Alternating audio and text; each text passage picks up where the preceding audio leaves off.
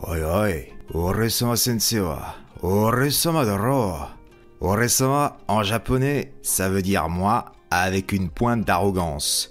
Bref, moi, c'est moi. Et je suis là pour te filer une petite leçon. Est-ce que ça va être en rapport avec le Japon? Pas trop, non.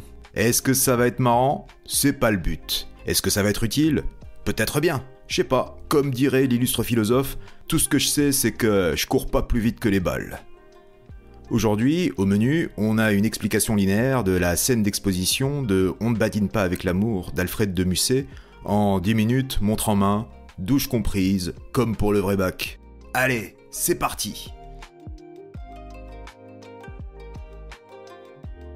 Alfred de Musset, auteur romantique du XIXe siècle, puise dans sa relation passionnée mais conflictuelle avec George Sand l'inspiration pour son drame romantique On ne badine pas avec l'amour, publié en 1834.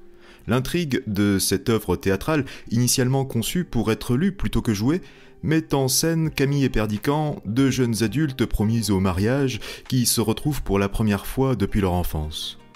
L'extrait de la scène d'exposition qui nous intéresse présente l'arrivée au château de Maître Blasius, gouverneur de Perdiccand, observé avec amusement par le chœur. En voici la lecture.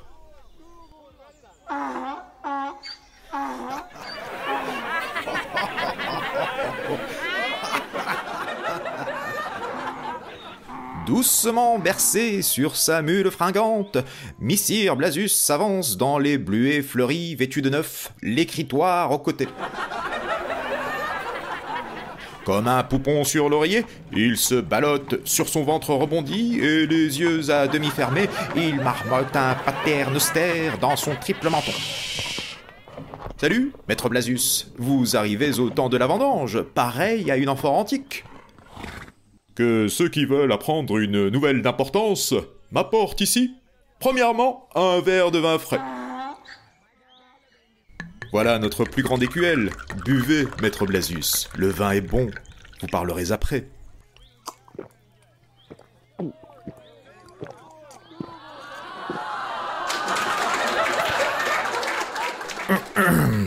Vous saurez, mes enfants, que le jeune Perdiccand, fils de notre Seigneur, vient d'atteindre à sa majorité et qu'il est reçu docteur à Paris.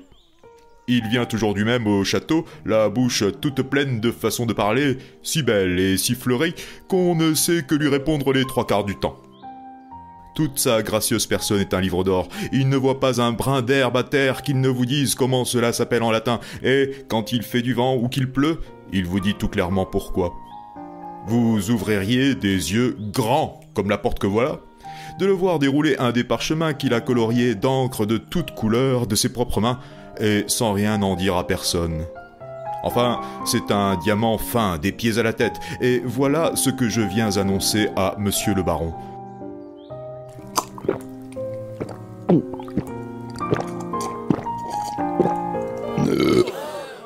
Oh! Vous sentez que cela me fait quelque honneur, à moi, qui suis son gouverneur depuis l'âge de 4 ans. Ainsi donc, mes bons amis, apportez une chaise que je descende un peu de cette mule-ci sans me casser le cou. La bête est tant soit peu rétive et je ne serai pas fâché de boire encore une gorgée avant d'entrer. Buvez, Maître Blasius, et reprenez vos esprits. Nous avons vu naître le petit Perdiccand et il n'était pas besoin, du moment qu'il arrive, de nous en dire si long. Puissions-nous retrouver l'enfant dans le cœur de l'homme.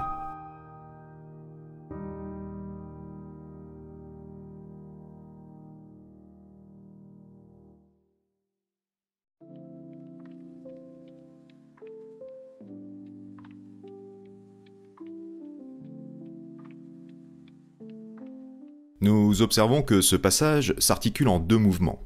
Le premier, qui va du début du texte jusqu'à « Vous parlerez après », ligne 8, se consacre au portrait grotesque de Maître Blasius. Le deuxième mouvement, lui, débute à la deuxième réplique de Blasius et s'étend jusqu'à la fin du texte. Celui-ci s'attache au portrait idéalisé de Perdiccand. Au regard de cette dynamique, nous examinerons comment cette scène d'exposition mêle le grotesque et le sublime romantique pour mieux introduire les enjeux ambigus de ce drame. La scène débute avec l'indication scénique, une place devant le château, qui joue un rôle symbolique important dans cette scène d'exposition. Ce décor met en valeur une opposition entre le château, représentant l'aristocratie et le pouvoir, à l'espace extérieur, où se tient le chœur, incarné par les paysans. Cette dualité reflète les tensions sociales qui se révéleront dans l'œuvre, notamment à travers les abus commis par Camille et Perdiccas, bien nés et éduqués, sur la jeune paysanne ignorante qu'est Rosette. Fidèle à la tradition du théâtre antique, le chœur, ensemble de personnages représentant la voix collective du peuple ou d'un groupe social, observe et commente l'action sans y prendre part. Cependant, en dressant dès la première réplique le portrait de Blasius, il ne se limite pas à une simple description. Il le tourne en dérision, soulignant avec ironie le contraste entre l'importance qu'il se donne et la réalité. En effet, la métaphore doucement bercée sur sa mule fringante, ligne 1, assimile l'allure de Blasius à celle d'un enfant. Cette image est renforcée par la comparaison comme un poupon sur l'oreiller, ligne 2. À cela s'ajoutent ses traits physiques.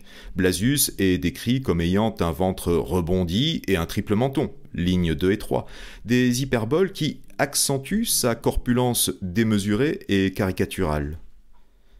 Cet aspect grotesque contraste avec ses attributs plus nobles tels que l'habit neuf et l'écritoire qu'il porte au côté, ligne 2, symbolisant son statut lettré et supposément respectable.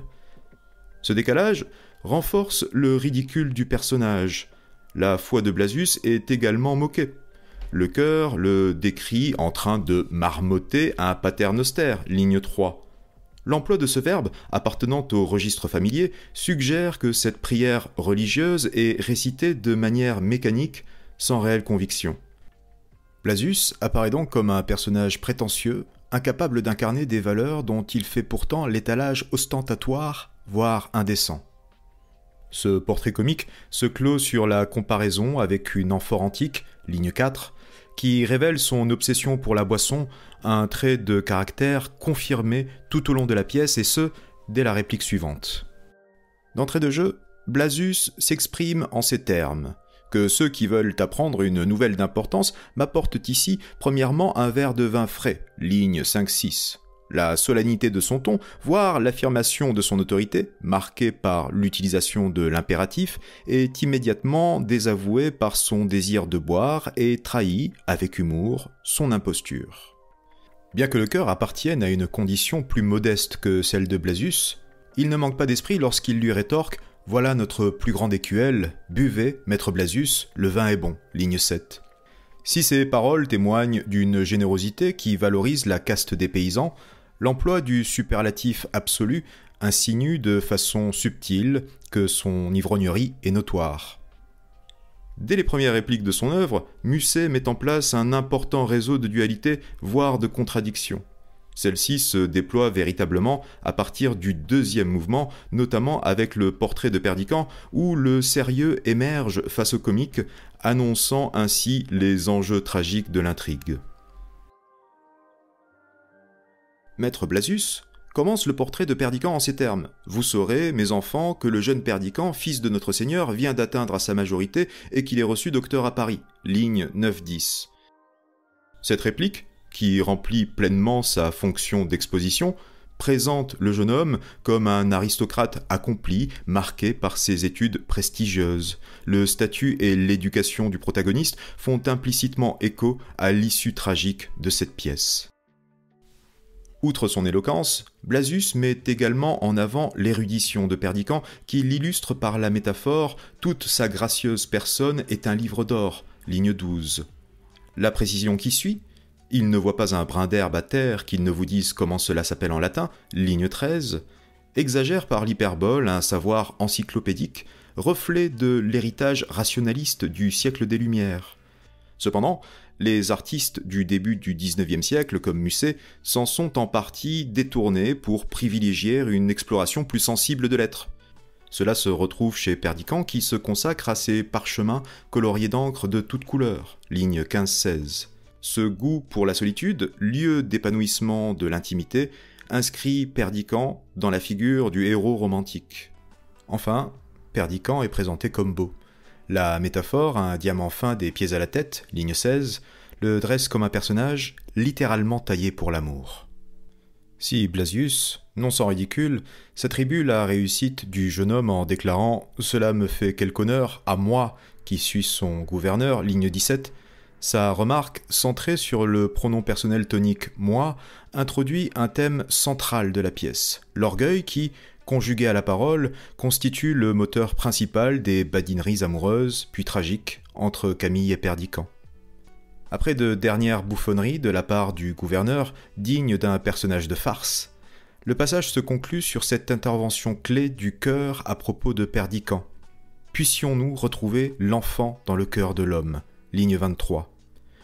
Toujours lucide, le cœur anticipe la corruption de l'âme du jeune adulte, un motif récurrent dans toute l'œuvre de Musset où la perte de l'innocence conduit fatalement à des conséquences tragiques. Cet extrait de la scène d'exposition de On ne badine pas avec l'amour annonce le mélange caractéristique du comique et du tragique, du grotesque et du sublime, propre au drame romantique. Musset établit ainsi les tensions fondamentales de l'intrigue à venir, procédé que Victor Hugo utilise également dans la scène d'ouverture de Hernani.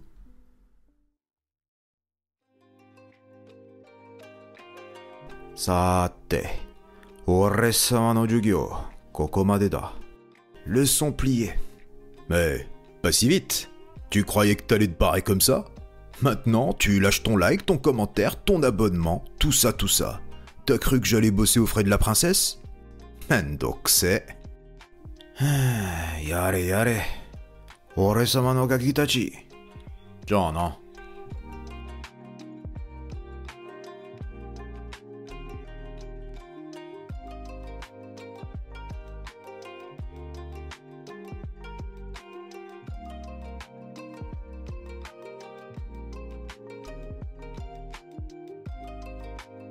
ほらどうした音楽まだ終わってんのか授業終わったって言ったじゃねえかもううるせえなおめえさっさと終わりよバーカ